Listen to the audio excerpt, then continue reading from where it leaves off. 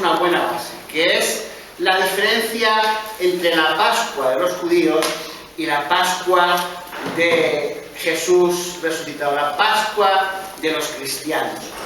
Y tenemos como conferenciante esta tarde a don Rubén Báñez, que yo siempre lo digo mal, que es un joven teólogo que ya ha terminado en el Seúl todo su proceso teológico y además a propias expensas está ahora ampliando sus estudios teológicos en la Universidad de Comillas, lo que tiene todavía mucho más mérito. Así que estamos muy contentos de que esté con nosotros y de que quiera compartir este texto, este tema. Así que yo le dejo, si quiere hacerlo sentado, si quiere hacerlo de pie, y le dejo la palabra y después haremos el comentario.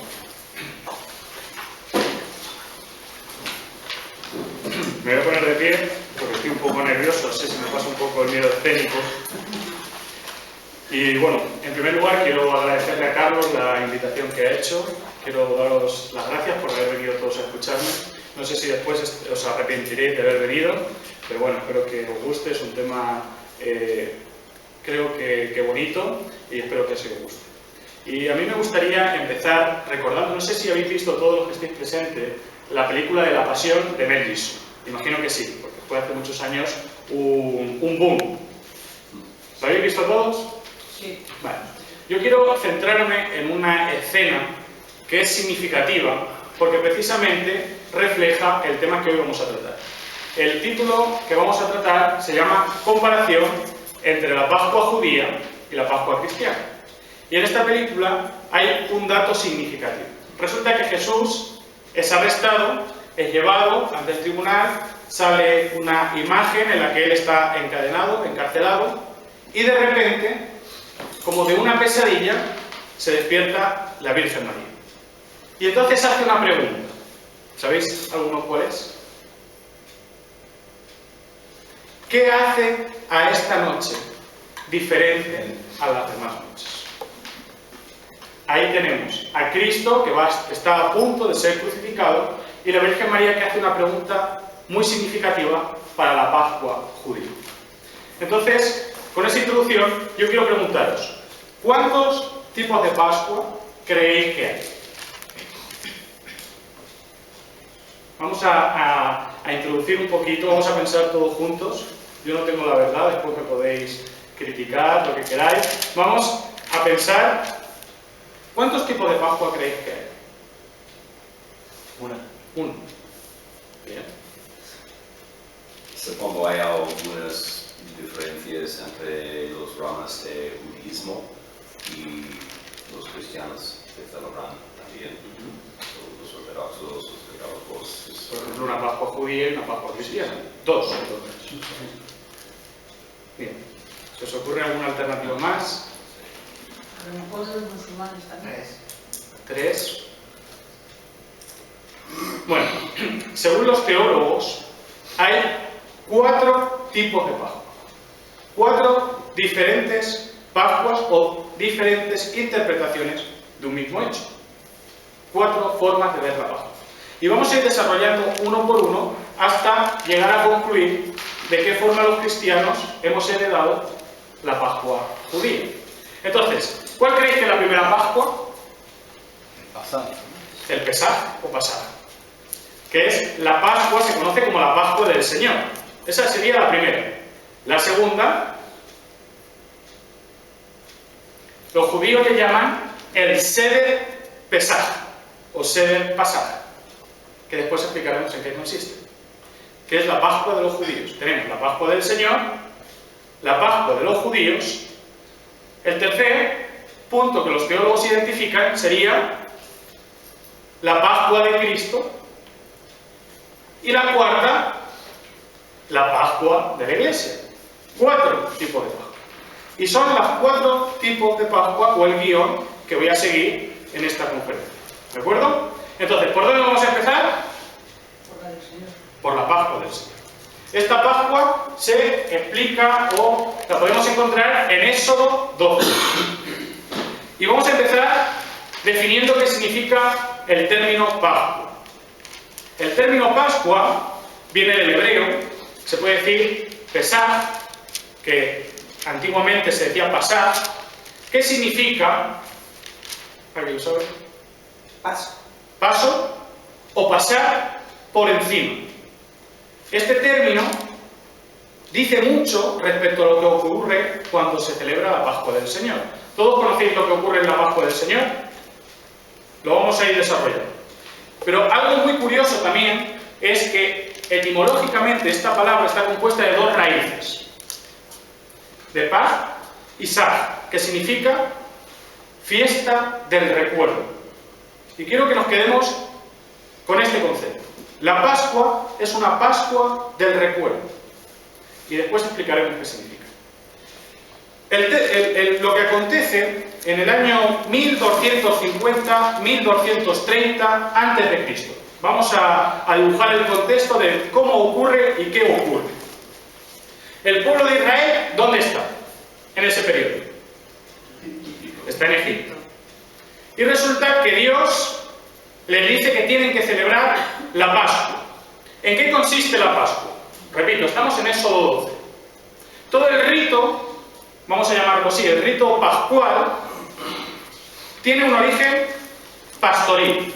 Tenemos que entender que el pueblo judío era un pueblo de pastores. Entonces, la fecha, es muy importante la fecha, porque es la primera luna nueva. Todos sabéis que el pueblo judío basa su calendario en las lunas, en cambio nosotros en el sol.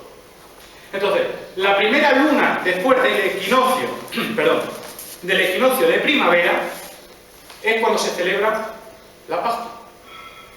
¿Y qué significa esto para un pueblo pastoril?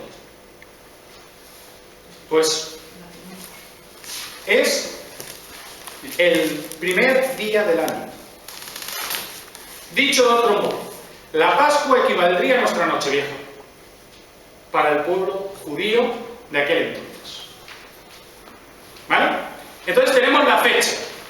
¿Cuál es el segundo paso en el rito? Vamos a escoger la víctima. ¿Quién es la víctima? Estamos diciendo que es un pueblo de pastores. ¿Qué vamos a matar? Un cordero. Tenemos la víctima. ¿Cómo se prepara ese cordero? Asado al fuego. ¿Con qué ingredientes? Bueno, el cordero se hace a la brasa y viene con su guarnición. No sé si aquí en Madrid conocéis lo que son las patatas panaderas. ¿Sí? Las patatas panaderas es con lo que se acompaña hoy la carne al horno y todo esto. Bueno, pues en aquel entonces había una guarnición. No había patatas. No había patatas. Entonces, ¿cuál es la guarnición? La guarnición es un pan, y esto es muy importante, porque cada símbolo que hablamos en el Pesaj tiene después una simbología para la iglesia. Y es un pan hecho de harina amasada y cocida a la brasa, pero sin levadura. Hoy se conoce como mazot de Pesaj. Y unas hierbas amargas, tipo tipo apio, y se tenían que tomar sin sal. Unas hierbas amargas. ¿Cómo debía de tomarse ese cordero y esa guarnición? Debía de tomarse rápido, de pie, con las sandalias en los pies, con la cintura, en la cintura con la túnica ceñida, un bastón para guiar a las ovejas, y debía de matarse un cordero por familia. ¿De acuerdo? ¿Habéis entendido todo el rito, no? Vale. Entonces... Y la pregunta, ¿no? ¿De qué? Había una pregunta que había que hacerse. Pero después. Eso viene después. Ahora lo vemos. Entonces, el Pesaj consistía en que cada familia mataba un cordero. Asesinaban a un cordero. Y porque un cordero, hemos dicho, sí, asesinar es un poco fuerte, violento, porque era un pueblo de nómadas que tenía acceso a la carne del cordero. Con la sangre del cordero, de la víctima, tenían que pintar los dinteles de la puerta. y los postres. Como hemos dicho, el cordero había que comérselo con el pan y las hierbas amargas. Y como hemos dicho, el pan era sin levadura. Una vez se celebra la Pascua, el pueblo de Dios sale de Egipto. Sabéis que el ángel de la muerte pasó y murieron los primogénitos de Egipto y ningún primogénito de Israel fue muerto. El pueblo de Israel sale, se encuentra en la tierra prometida. De repente ocurre algo con la Pascua. Ese suceso histórico, esa interpretación o ese hecho que ocurrió en Egipto, empieza a convertirse o a adquirir un significado religioso y conlleva y tiene una carga teológica. Es decir, ese hecho se empiezan a añadir elementos del contexto social, del momento, incluso religioso. Hay personas pues, que han llegado a ver en cosas o en interpretaciones que se hace del Pesaj cosas de otras religiones. Pero no vamos a entrar en eso.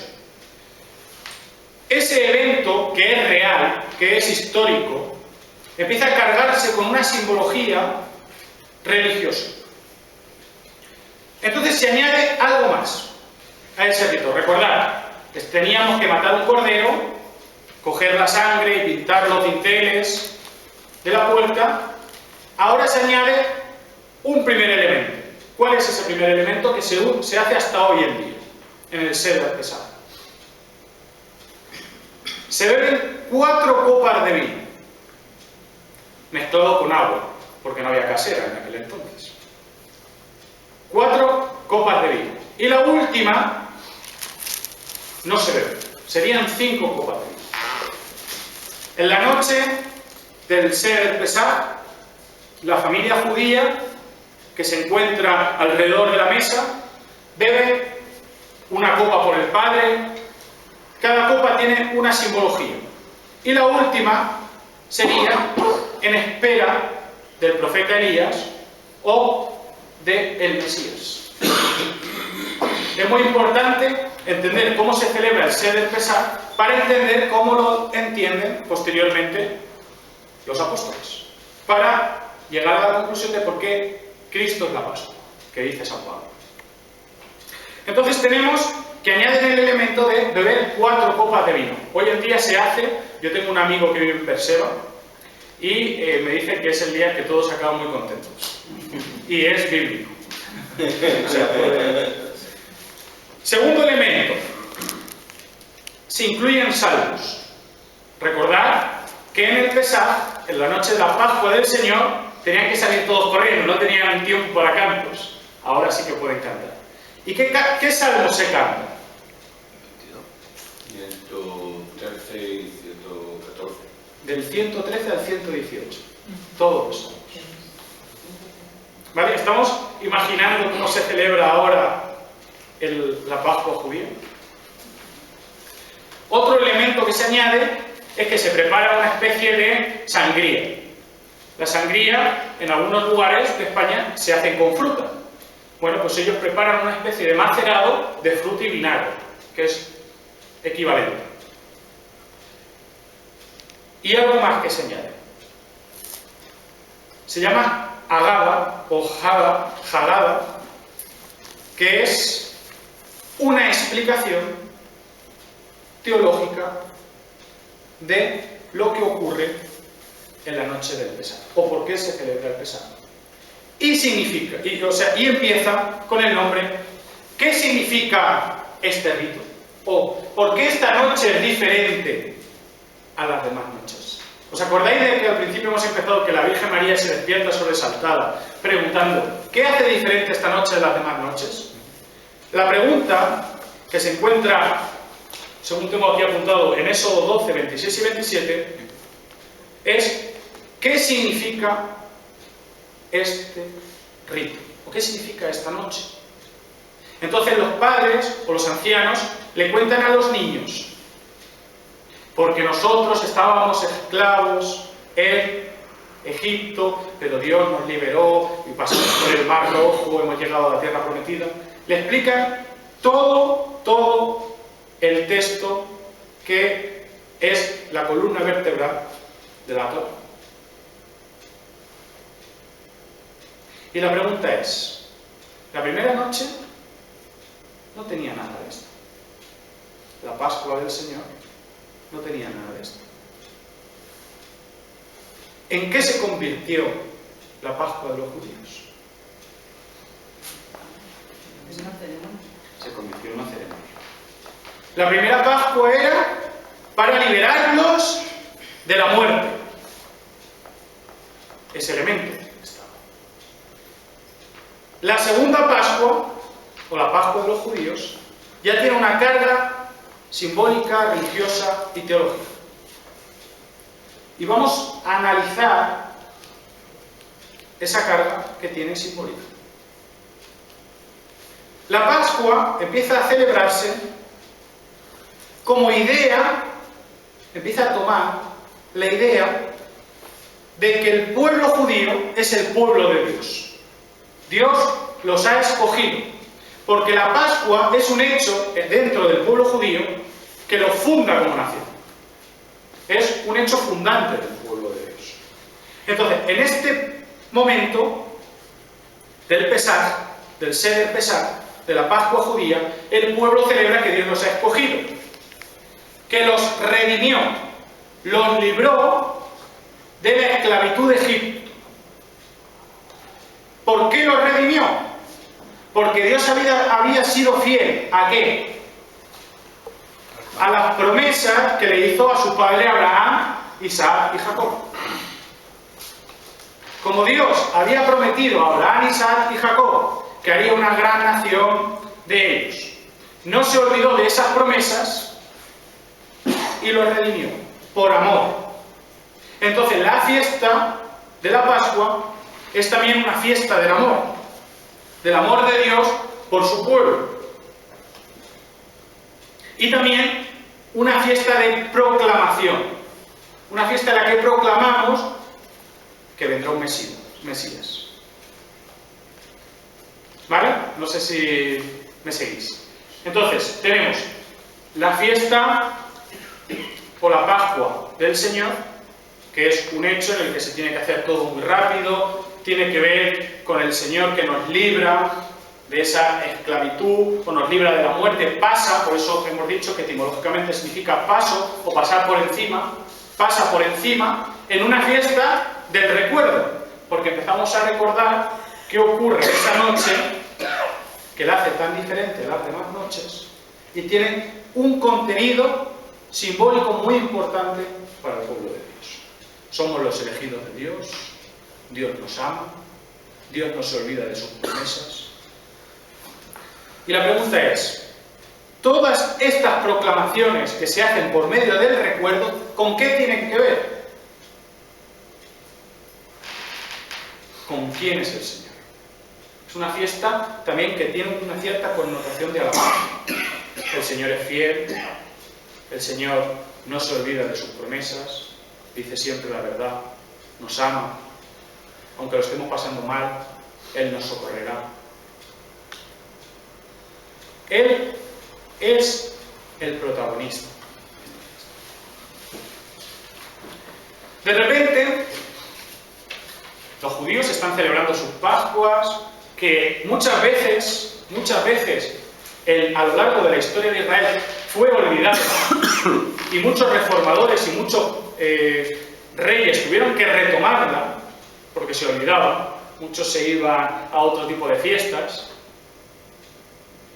Y de repente, en esa historia de Israel, pasa algo. Y San Pablo dice, lo he apuntado en latín, pero dice, la Pascha nostrum immolatus est Christus. En 1 Corintios 5:7 dice, la muerte de Cristo es nuestra Pascua. Esto lo dice el apóstol Juan. Había perdido el rumbo. ¿Por qué hace esa interpretación? O sea, de repente estamos diciendo, Dios ha liberado al pueblo de Israel de la esclavitud de Egipto, los ha hecho pasar por el Mar Rojo, nos ha hecho llegar a la tierra prometida y de repente todo eso es Cristo. ¿Por qué? Lo dijo Pablo en un versículo y con un versículo no podemos apoyar esta interpretación teológica, ¿o qué es? Bueno, porque, Sí, sí. porque todas aquellas cosas eran figuras de lo que habría de venir y cumplirse en Cristo Jesús. De eso hablaré. Ellos habían visto por espejo oscuramente hasta el momento en que Cristo vino y entonces vieron tal cual había sido la preparación de Dios y el plan de Dios desde el comienzo de la humanidad hasta llegar a Cristo Jesús como la consumación de toda la obra de la salvación, perfecta, única y suficiente. Correcto. Bien, eso es una idea que desarrollaremos, ¿vale? En los evangelios, ¿vale?, los apóstoles o las comunidades que habían tenido relación con los apóstoles hicieron una interpretación que también tiene que ver con este indicio que nos da Pablo. Pablo nos dice, Cristo es la Pascua. Y en los evangelios sinópticos hay una interpretación. Y en las comunidades joánicas, o en Juan, hay otra. Y son distintas. Hemos llegado a una contradicción bíblica. Aparente, correcto. No se asusten. Los evangelios sinópticos dicen, fijaros, es un detalle muy sutil, que Cristo establece la Pascua en la última cena. Pero Juan dice que Cristo se hace nuestra Pascua cuando muere en la cruz. Quiero que recordemos la última cena. Estamos en Marcos 14, del 12 al 16. En la última cena, Cristo les da instrucciones de que preparen el aposento donde se va a celebrar la última cena. Hay algo que falta en esas instrucciones y que era necesario para la celebración de la Pascua. Es un detalle sutil. Jesús da una serie de instrucciones, pero falta algo. ¿Y cómo un judío se va a olvidar del plato principal? El cordero. Sutilmente, Marcos, ¿qué nos está diciendo? Que Cristo es el cordero, que identifica claramente San Juan, o el Evangelio de Juan, que dice que Cristo es el Cordero de Dios que quita el pecado del mundo. Entonces, la figura de la Pascua del Cordero se asocia ¿a quién? Al siervo sufriente, que es Cristo. De repente, toda la Pascua que se ha venido celebrando y que viene de un hecho, que es la redención del pueblo de Dios, del pueblo judío, pasa a ser o a tener plenitud en la simbología cristiana. Cristo es nuestra Pascua. El pueblo judío se funda ¿con qué? Con el hecho de La Pascua. la Pascua. ¿La Iglesia con qué se funda? Con la Pascua de Cristo. Bien. Y vamos a ver la interpretación de Cristo como nuestra Pascua. Cristo es claramente identificado con el Cordero del sacrificio. Hasta ahí estamos todos de acuerdo, ¿no? Ese Cordero, ¿qué teníamos que hacer con él? Comerlo. Matarlo. Sí, sí. La sangre que se utilizaba, ¿para qué se utilizaba? Era combinado para marcarlo. Como arma. ¿Y para qué se marcaba? Para evitar que Para la evitar la muerte muerte.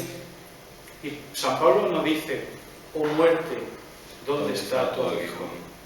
¿Quién nos vino a librar de la muerte? ¿Y quién nos ha venido a traer vida y vida en abundancia? Cristo. La sangre de Cristo nuestra vida. Nos da vida. Nos libra de la muerte. Jesús lo dice. El que cree en mí, aunque muera, vivirá. Todos vamos a morir, si el Señor no viene antes.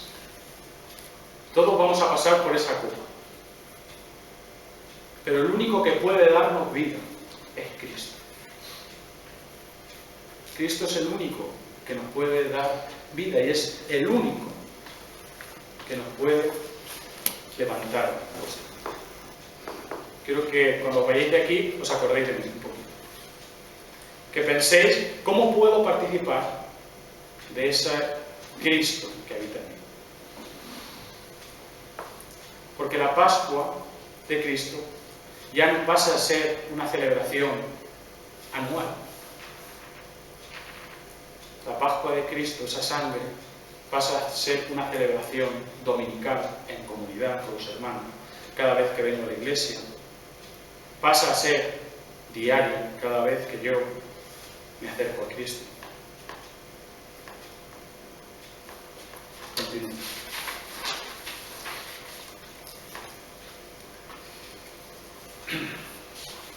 ¿Cómo interpretó la Iglesia o la tradición eclesiástica, teológicamente, que Cristo era la Pascua y la Pascua de Cristo en la Iglesia?